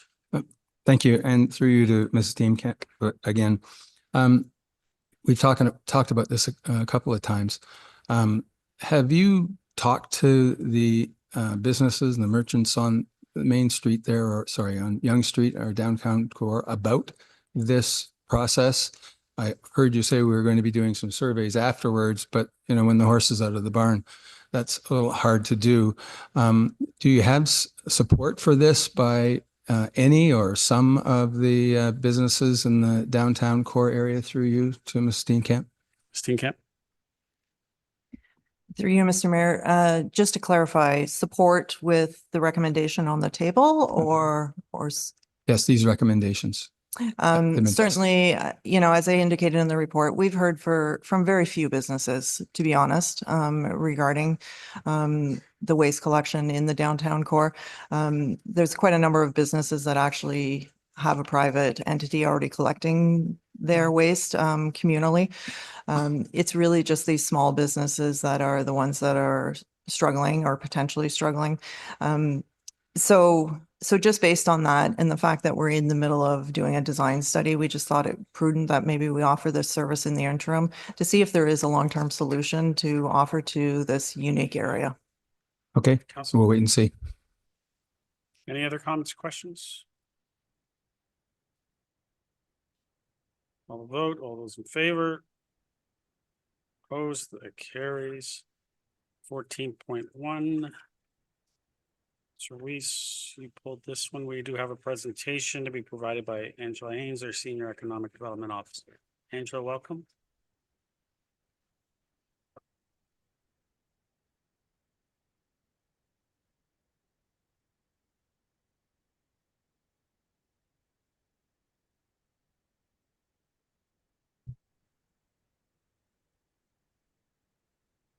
Good evening, Mr. Mayor, members of council and Angela, esteemed. can I get you to shift the mic? No, just pull it closer to your, yes, there you go. How's that? Good evening, Mr. Mayor, members of council and esteemed members of Aurora's community. It's a pleasure to stand before you today with Chuck Thibault, Executive Director, and Sarah Sterling, Industry Relations Manager from York Region, both from Central Counties Tourism, to share an incredibly exciting new document, the 2026 to 2030 Visitor Growth Plan for the town of Aurora. This plan is a direct result of true collaboration. I want to thank the consultation committee, which was comprised of over 20 representatives who were incredibly committed to the development of this document. They included local business owners, Aurora Chamber of Commerce, service providers, residents, and town staff, all of whom shared their invaluable insights before, during, and after 4 strategic development sessions held in late 2024. These sessions were expertly facilitated by Chuck and Sarah. This group's insights were essential in drafting this comprehensive document. Ontario defines a visitor as someone or people who take same-day or overnight trips to destinations that are 40+ kilometers from their home. As such, the visitor economy is a powerful force, and we see it firsthand in this region. In fact, in addition to an emerging focus on arts and culture with a new town square, the town already offers a wide range of engaging visitor attractions spanning across several categories, including family activities, outdoor adventure, sports, arts, culture, and heritage. Across Ontario, visitor spending makes a substantial contribution to the economy. In the broader York, Durham, and Headwaters regions, visitor spending reached $36.6 million in 2023, with statistics showing that visitors accounted for over 60% of all spending. The visitor growth plan has the following 5 pillars. Pillar 1 is champion. To reach the next level, the plan requires support from council and a dedicated team focused on implementation. Success will be driven by strategic goals, including clear accountability, a new advisory body, robust ambassadorship, and sustainable funding. Pillar 2 is connect. This pillar is based on cultivating a robust network among governance, businesses, and community organizations. Success will be driven by strategic goals, namely centralized information, cross-sector alignment, investment in training, and bridging assets. Pillar 3 is collaborate. This pillar is based on forging active strategic partnerships, maximizing collective effort, and elevating visitor spending in Aurora. Success will be driven by implementing cross-promotion, activating a downtown hub, optimizing visitor flow, and fostering creative partnerships. Excuse me. Pillar 4 is create. This pillar is based on strategically enhancing Aurora's appeal as a destination and ensuring high visitor readiness by focusing on compelling, best-in-class assets. Success will be driven by support and collaboration on strategies that optimize wayfinding and curating signature experiences. Finally, Pillar 5 is communicate. A focused marketing and communication strategy will tell distinctive stories, reaching targeted audiences through effective channels and compelling messages. Success will be driven by consolidating messaging assets, tracking performance, and creating a robust visitor welcome package. The final group exercise in this process was the creation of the plan's mission and vision. The consultation group envisioned the guiding principle of the plan as a transformation of Aurora into a compelling, vibrant, and welcoming destination. This will be achieved through strategic collaboration and a deep understanding of the town's offerings, positioning Aurora as a place with a wide range of community champions who readily engage visitors and are focused on driving long-term success. The plan strategically leverages Aurora's core assets, its rich heritage, downtown, and excellent community amenities. By using these unique strengths, the plan seeks to cultivate meaningful and high-quality experiences that inspire repeat visits and motivate guests to become our most passionate advocates. In closing, as a strategic investment, the visitor growth plan is critical to the town of Aurora, as more guests will directly raise the town's profile and drive sustained prosperity for local businesses and services. Ultimately, the collective benefits outlined here will not only significantly increase the town's share of the visitor market, but will also contribute to a vibrant future for the town of Aurora. Thank you. I'd be happy to take any questions. Thank you, Angela. Councillor Weese, you pulled this one. Can I get you to move the recommendation? Yes. Thank you. Seconder. Mr. Thompson, go ahead, Councillor Weese. Yes, I want to thank you, Angela, and also Chuck and Sarah for the fine leadership and the work that you've done with this group. I've been involved every step of the way, and I think this is a very strong strategy. And of course, the devil's in the details with respect to operation and what happens to the operational plan. But I think Mr. Hurd will be happy to hear that we're concerned about heritage and that using that as a driver. I know that sport, art, and culture all have been in there. I think it's been a very comprehensive activity. So I want to thank you for the presentation and for your work and the work of Central Counties, and I look forward to success on this. We should have Aurora as a place to come to instead of a place to come from. Thank you. Councillor Thompson. Thank you. Thank you for the presentation. I noted that one of the goals is to track performance, to establish some KPIs, metrics, to be able to evaluate the plan.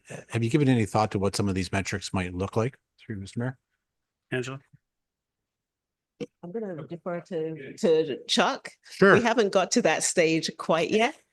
We're going to look at leveraging all the assets and really tapping into what the town has to offer, and hopefully getting feedback from each of them in terms of number of visits, length of stay for hotels, for instance, room night accommodation. Right. So stats are really key. So we want to set the benchmark. So we had in the plan outline shows the visitation from 2023, and what we did is we geofenced the downtown, so your Young Street businesses, excluding the roads, and then of course your sports facilities, which are, as someone who lives in Georgetown, played a lot of lacrosse. We spent a lot of time in your restaurants and your arenas.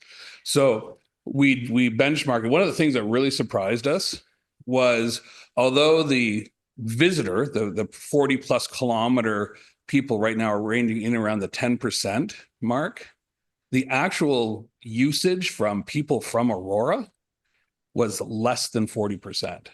So in your downtown core, I think it was 36% of people that spend money there are from Aurora. Everyone else doesn't live in Aurora. And in your sports facilities, I think it was 33%. Or no, sorry, it was a little higher. I can't remember. It was those were flipped. We can do that every year, and we can say, all right, if this was the benchmark in 2023, we're going to implement the plan now in 2026. Well, you guys should probably pull the numbers for 2025, and then we'll see where that grows. The same thing will happen. We can get you, and you guys can subscribe to hotel occupancy. Now, you've already got a pretty good indication from the fact that you've got a whole bunch of new hotels that have opened up in the last couple of years. People who build hotels don't build them where they're not going to be full. Right. So you've already got some good indications that you are a growing concern when it comes to the visitor economy. So that's how, from just a benchmarking standpoint, we can get some high level stuff that way. And then our promise to the town is we'll work with Angela and the team to actually build out a business plan every year, and to work towards each of those goals, the big objectives, and we'll have some KPIs every year that council will then be able to say, oh yeah, look at that, they've hit these numbers. Council. Thank you. And just for clarification, the geofencing data, that's through mobility and cell phones? Just in a nutshell, where you spend your night is called the common evening location. They just assume that the majority of people are at their house overnight. So that is your home. So I live in Georgetown. So I've driven 70 or whatever kilometers to get here. I'm a visitor in your town tonight. So it's counting me. So it will count the ping, one person, one visit. Doesn't matter if I went in and out of Aurora 10 times today, it'll count me once. But if I came tomorrow, I got counted today and tomorrow. Councillor. Thank you very much. Thank you. Councillor Gallo. Thank you. Thank you for the presentation and for developing this plan. The third recommendation states that staff proceed with the development of a wayfinding strategy in accordance with townwide parking strategy and downtown redevelopment priorities, and report back to council. When could we expect a report back to council? We're all eager to move forward, I suspect. Angela or Andrew? Andrew, if you want. It's up to Angela. Andrew, welcome. Come on down. Thank you very much for the question, Councillor Gallo. Through you, Mr. Mayor, if this plan is adopted, I think a call will go in tomorrow to Chuck to say, let's start the wayfinding strategy. And then from how long a strategy takes to develop? Or Another 4 or 5 months. Just so everyone hears on the mic, another 4 or 5 months. Yeah. So Councillor? Q2, Q3 next year. Correct. Okay. Thank you. Thank you. Councillor Gardner? Thank you, Mr. Mayor. Do you, with all the work you've done all of you, with all the work you've done so far, have you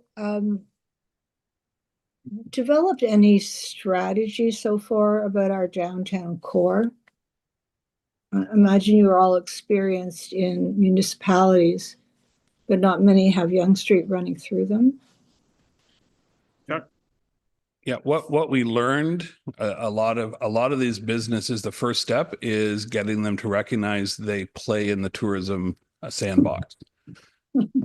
There is a very, very big difference if you think that you're only catering to locals and how you operate versus if you recognize that people are traveling from afar to come and see you. Because to get someone to travel 40 plus kilometers to one store is very, very difficult. However, when all those stores start to work together and the restaurants come in and you've now created a destination that people know they've got 5 or 6, 7 things to do, then coming from a Georgetown or Mississauga or Kitchener is going to happen more often because they're all working together to create that. So the working group's been phenomenal, and a lot of them are here. And thank you very much for being here tonight to support this. They recognize that there needs to be an education about the visitor economy. And I think that a lot of businesses would be shocked to know that only 36% of the people coming in their doors are from Aurora, because I'd be surprised if everyone had a 70% profit margin and would break even at 36%, right? If we lost all those people. So it doesn't take long for people to start thinking about changing the fact that the store next door is no longer competition. That's their best friend when it comes to growing the visitor economy. I hope that answered your question. Councillor? That was a very good answer. Thank you. With respect to the 36% of local business, are we able to look at the downtown area specifically? I imagine that's town-wide. No. That was actually that was specifically 5 million square feet of stores and restaurants right along Yonge. And I think we also geofenced, what's that awesome place just north? St. Andrews. We geofenced that one as well as part of the 5 million. So it was very specifically done to hit your major commerce center. I'm absolutely, through you, Mr. Mayor, I'm absolutely shocked and delighted to hear that. Thank you. Yeah. Councillor Gilliland? Thank you, through Mr. Mayor. I'm sorry, your name is again, sorry? Chuck. I just have some questions about the geofencing, and I'm just backtracking here about how it works. And I start defaulting to privacy issues and the concerns with where this data is, how it's being handled, who's handling it, and is this a personal identity thing? I know that we've had some smart governance data privacy policies that we're working on, and it just puts up some red flags for me. Chuck, run through Environics, which most municipalities already use. And it does not give personal information. All it gives, Environics is the postal code, and that's it of the overnight. Councillor? Thank you. And so as far as the information, when you're saying you have different areas geofenced, like you said, St. Andrews, or it could be the Sark, it could be wherever. Yeah. Explain what makes a difference from, like, if you were one place and then you went to another place, and then does it know that you've been in 2 places at once? And is it individual tracking? I'm like confused. So each geofence area counts 1 ping. So there's roads that divided our 5 million square feet. So if I was walking up Yonge Street and crossed Wellington, right, on foot, and I might ping on both sides, but it is considered part of the same geofence. So I'd still only be counted once. We ran a second geofence for all of the sports fields and arenas. And when I go there, I would be counted once. But if I only went downtown, I wouldn't have been counted here. The cool thing about that is my research guy can then tell us how many people did both. Because one of the things that we should be doing is getting all of those parents to leave the arena for that hour they had to drop them off in advance and get downtown. And we can find out, and that's another thing when you're talking about how do you continue to benchmark and see if you're growing. Can we move the needle? Can we get more people to do that? And we can figure that out, because if I ping in both places on the same day, I'll be counted and it will be able to cross-reference that ping. Councillor? Thank you. And through you to Chuck, what does the data look like when you're saying it's through this company? Is it just like a coded number that says, this person is Yeah, code AB? Like, I'm just trying to understand how the what it- information is translated, because there are people here Yeah. Oh, yeah. who are very ultra sensitive about that type of privacy. You can see it right in the plan and how, oh, actually it's in one of the decks. We'll send you deck 2. The second iteration, like the second meeting, had the data. And basically what it does is it takes the center of the geofence and it says how many people common evening location is within that 40 kilometers. Right. And that's it. It just tells me a number. It says that's how many people live within that 40 kilometers. How many people lived from 40 to 45 kilometers away. And we get out and to the point where we're at about 96% of everyone who visited. And we figure out what that circle is. And for you guys, I think it was 100 or 105 kilometers. So 96% of the total visitation to downtown was within, I think, between 100 and 105. I don't know off the top of my head. And so basically, all we're getting is the total number of visitors and from where they're coming. So we know what their postal codes are, and that's it. Councillor. Thank you. And if I may, through you to Chuck, as you're talking about people coming and going, do you account for some of the people who work in Aurora, but they don't live in Aurora and they're there on a daily basis? Residents that live right in that area are discounted right off the bat, as are people who are there every day. So they are automatically scrubbed before we even see the data. Okay. Yeah.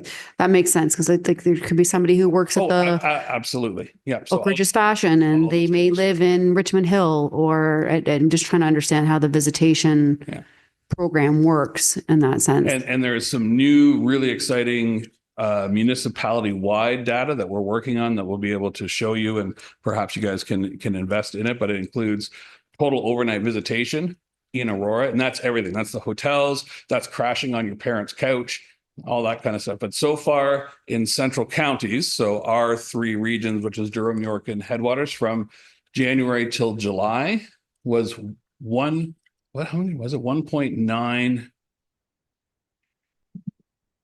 No, 19 million. Sorry, 19 million overnight visits in our region already this year. 1.6 million of them were from the US.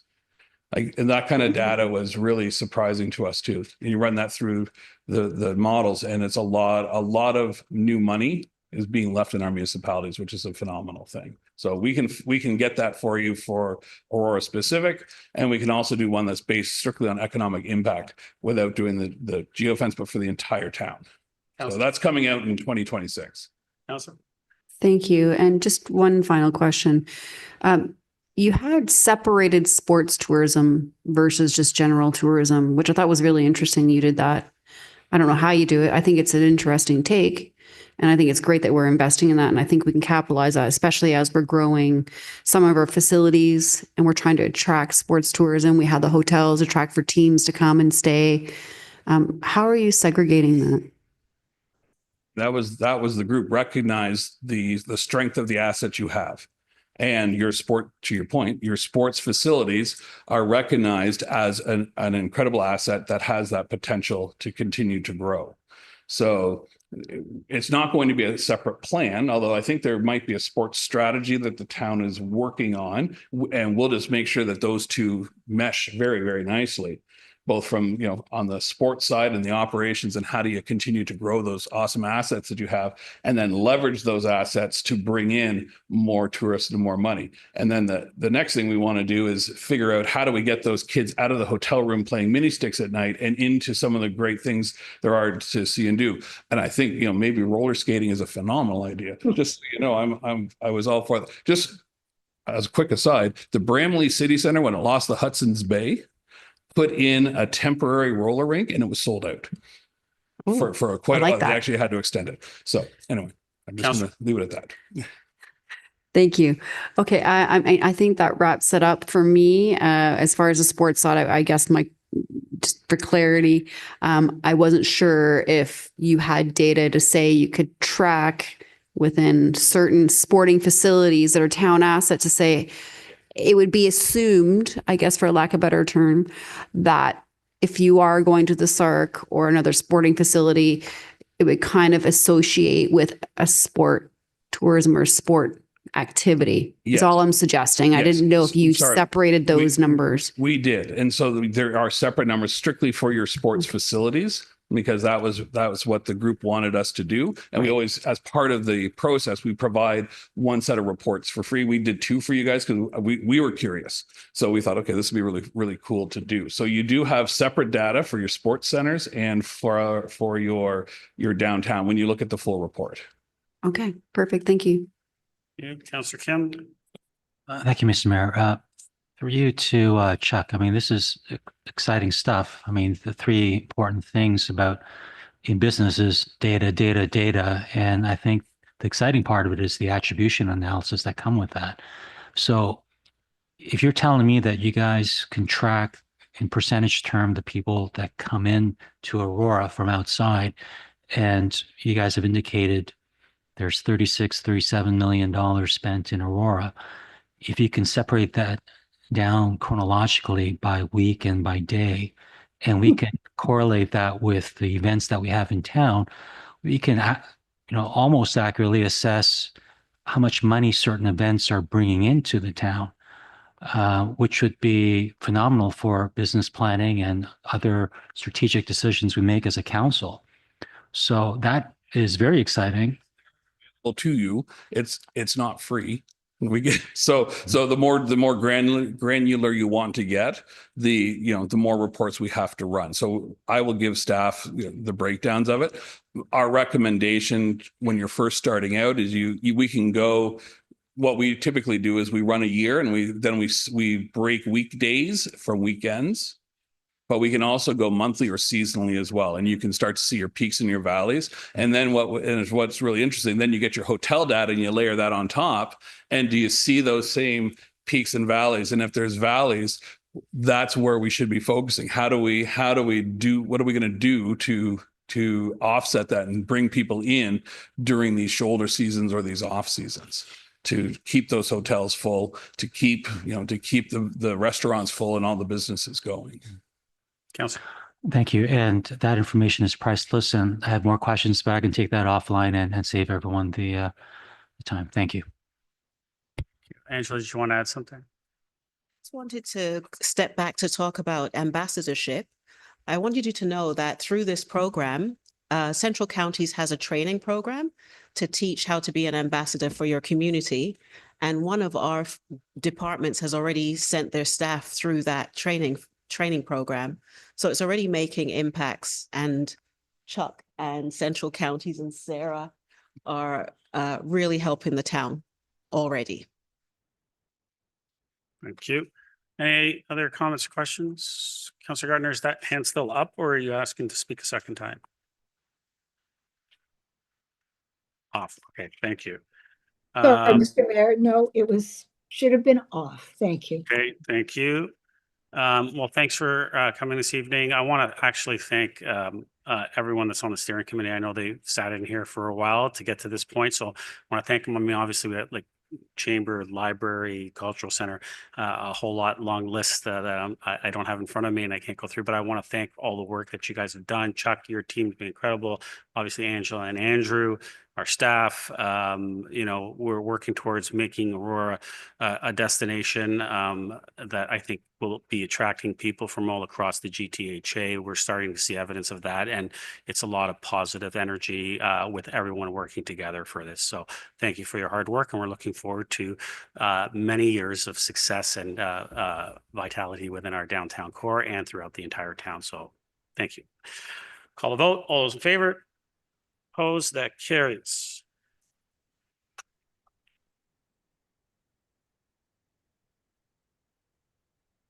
Move to 15.1. Councillor Weese, your motion, did you want to move it?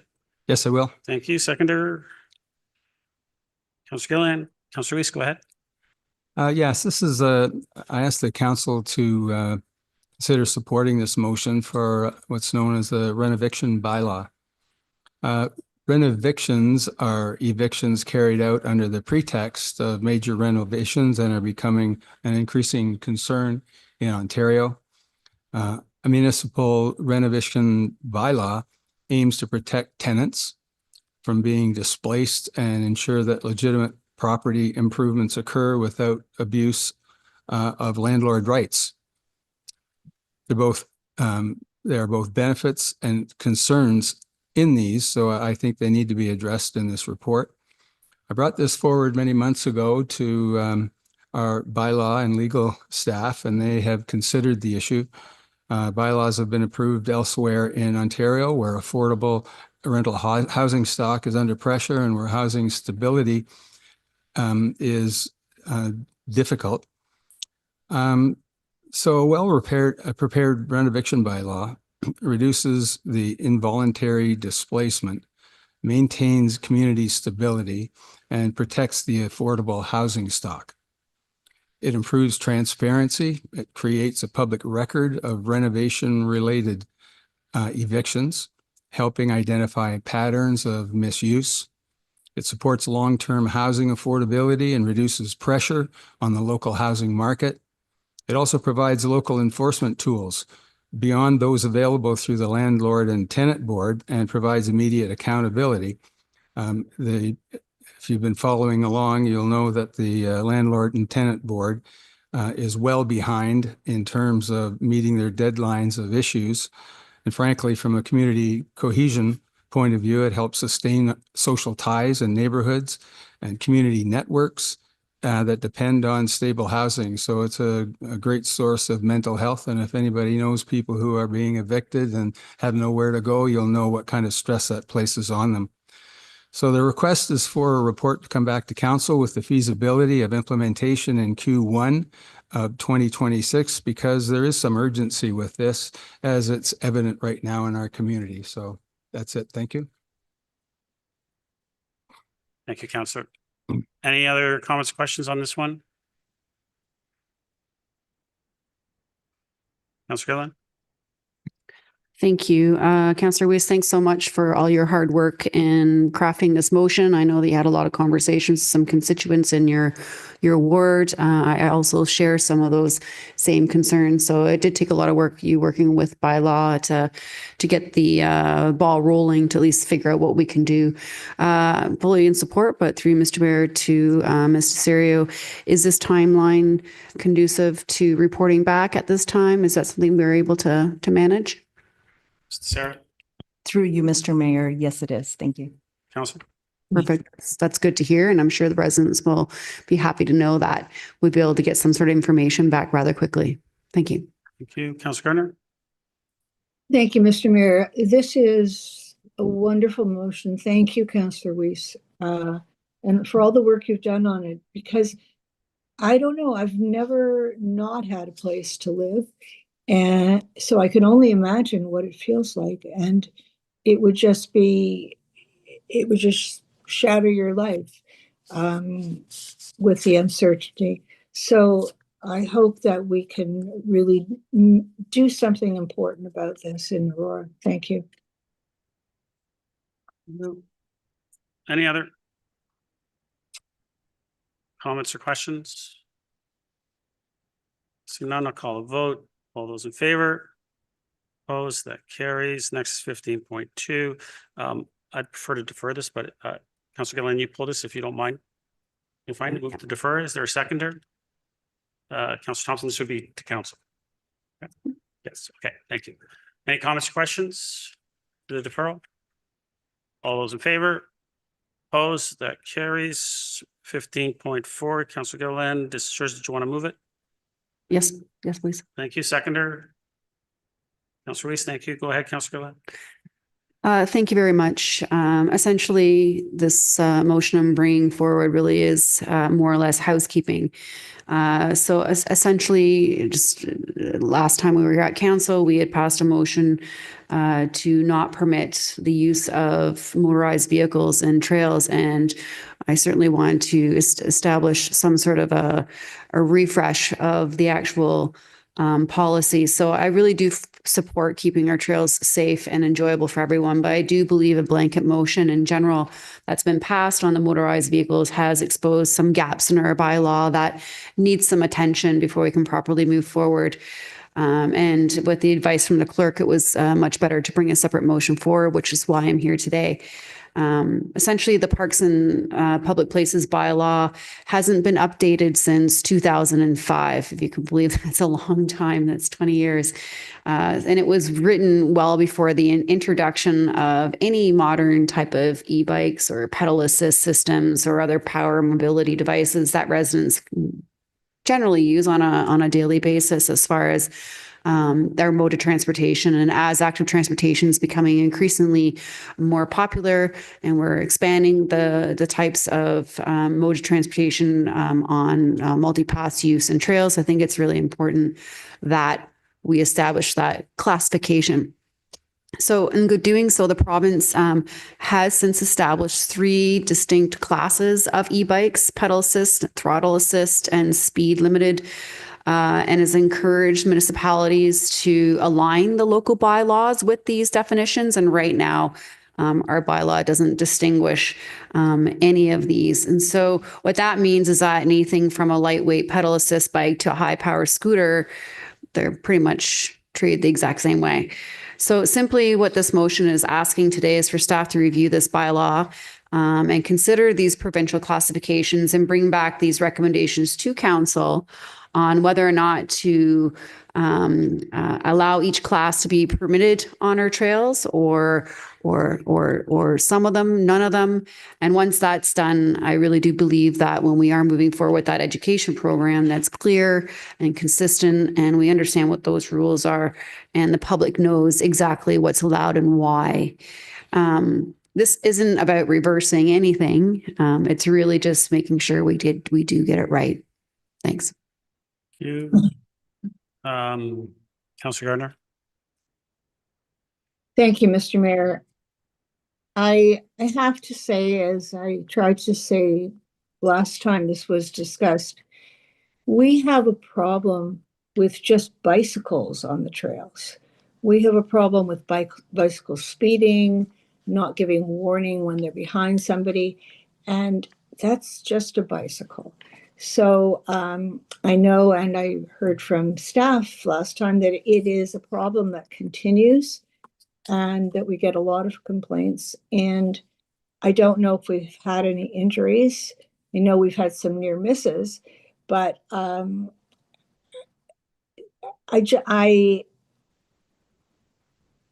the most, I think we should have bicycles on trails and nothing motorized. But we'll see what comes back from staff. You, Councillor Kim. Thank you.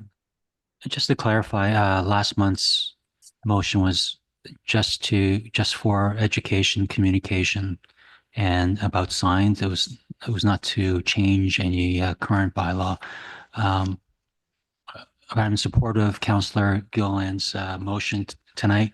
I think any clarity in our bylaw is a positive thing, and if asking staff to clarify in terms of different classes, as Councillor Gilliland explained last month, I'm totally encouraged that, so I'll be in favor. Any other comments or questions? Call the vote. All those in favor? Opposed? That carries. 15.5, Councillor Gilliland, this is also your motion. Did you want to move it?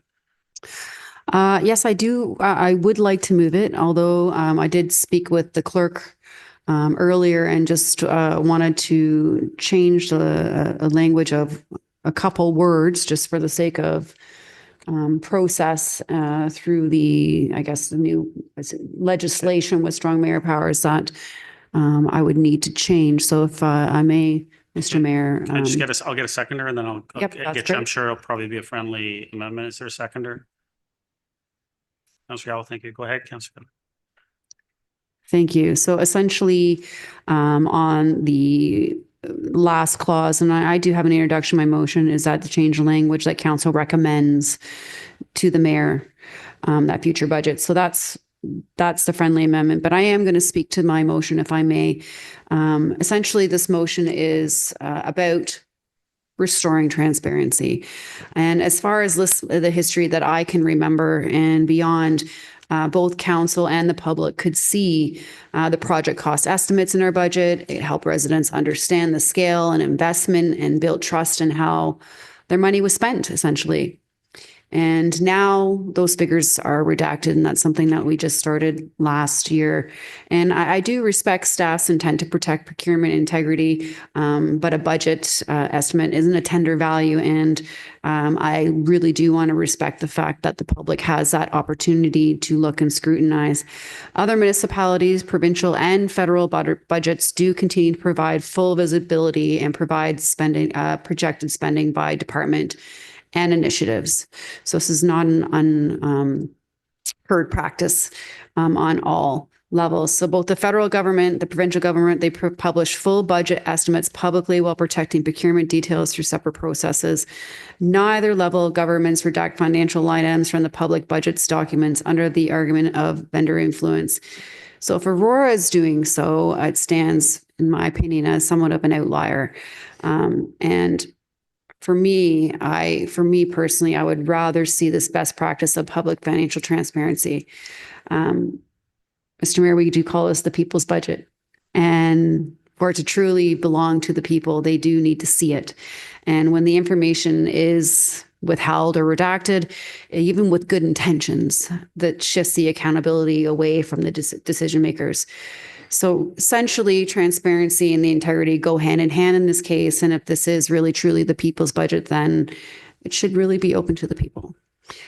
So with that, I do want to present the motion as is with the caveat of the friendly amendment. On the second, be it further resolved that that council recommends to the mayor that future budgets will revert.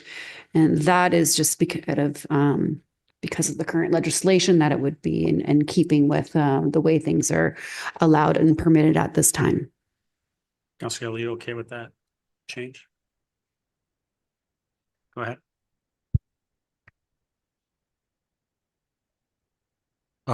Just a question on the first point now, therefore be it hereby resolved that the confidential cost estimates for the town's 2025 and 2026 operating capital budgets be released online once provided to council. I'm not sure I understand that.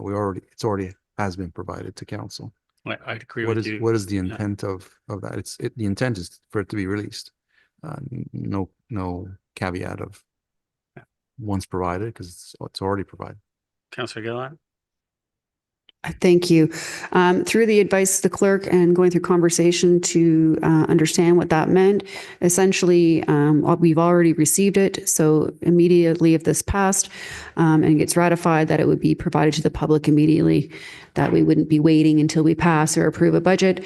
It was really trying to emphasize that once council receives the budget, which we had obviously in October 20th, I wish I had had this motion in earlier, but I didn't.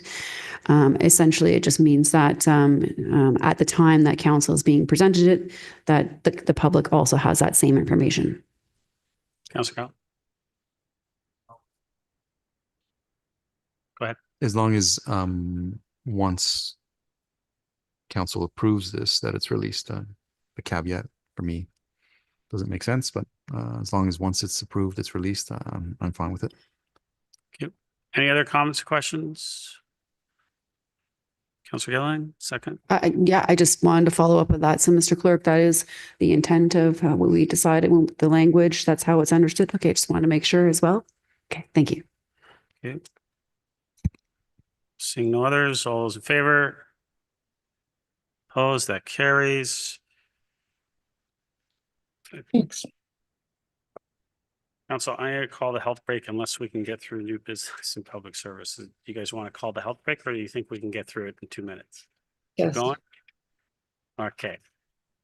Councillor Kim, new business? Go ahead.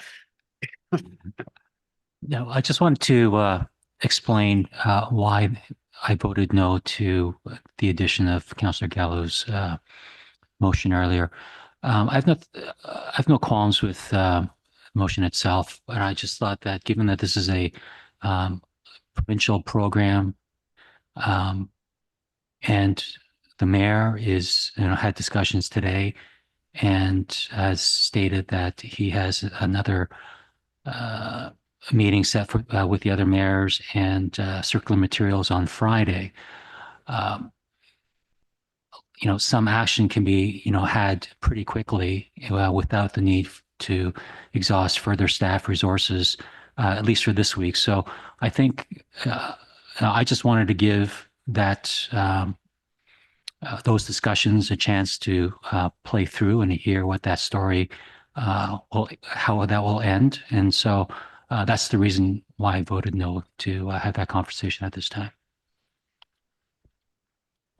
Councillor Gallo, new business. Go ahead. Well, seeing as how we're talking about that, the motion on the floor was to allow those discussions, not to vote on my motion, and the three of you voting against it stopped that discussion. Even if you were opposed to the motion, you could have allowed the rest of council to have a discussion on its merits, and maybe you would have been convinced. Unfortunately, you chose not to have it on the agenda. Fortunately, I have the ability to place that motion on the December cycle. So really all you did was waste a month because I suspect the rest of council will be support as they wanted to hear this tonight. What you did was waste a month on an issue that this town is really serious about right now. We have 7 full-time communications, very high expertise in that department, costing this town $1.2 million. And we should use them. And now is the time to use them. And that's what I was trying to get at. And unfortunately, the three of you stopped that. Thank you. Councillor Thompson, new business. Councillor Gilliland, new business. Oh, you do? Sorry. I thought you said no. Go ahead. Thank you. It's actually directed towards you. With regards to the development initiatives that York Region put forward, is it possible to circulate those reports to members of council? I just think that there may be information that the York Region put together in their reports as to why they implemented those policies, and it may prove beneficial in our conversations leading up to council in a couple of weeks. Absolutely. I'll make sure that I get those forwarded to council. Thanks. Anything else? Councillor Gilliland? Go ahead. Thank you. Just quick comment about the putting the motion on the floor. I think this has happened in the past, and I'm just a believer that at least allow the motion to be talked about and then voted on and have that healthy discussion around the table. So Councillor Gallo, I appreciate you brought it forward, and I understand that it was really for the purpose of allowing staff to have that communication piece. And Mr. Mayor, I know you are doing some work behind the scenes and getting us some information, but I think the whole intent really was just to have some formal communication out there, and knowing that this was going to be in a formal memo form on an agenda where public feels like they're being informed on an official matter on an agenda. And thank you for at least attempting to bring it forward, Councillor Gallo. And that's all we can ask, is be able to have that opportunity to talk about emotion. And it's just unfortunate, at least we could not even have that 5 or 10 minute discussion. Thank you. Councillor Weese. I'll just give the update that we did meet as the N6 mayors. We had conversations with the CEO from Circular Material. We've also been in contact and had conversations with the Minister of the Environment, and as well as I reached out and had a conversation with the Premier himself about this. It's all hands on deck. And as far as our staff have done a tremendous job in communicating and getting out the messaging. Unfortunately, at this point in time, there's no update for our staff to put out until we get something out of Circular Material. So once we do, our staff will know, all of you will know, and our community will know, because our staff will put out that messaging as well. Public service announcements. Excuse me, Mr. Mayor. Councillor Gilliland? Councillor Thompson? Councillor Gilliland? Councillor Gilliland? Excuse me, Council, am I invisible? Motion to adjourn. Councillor Weese, Councillor Gilliland, all those in favor? Opposed? That carries. We are adjourned. Thank you very much.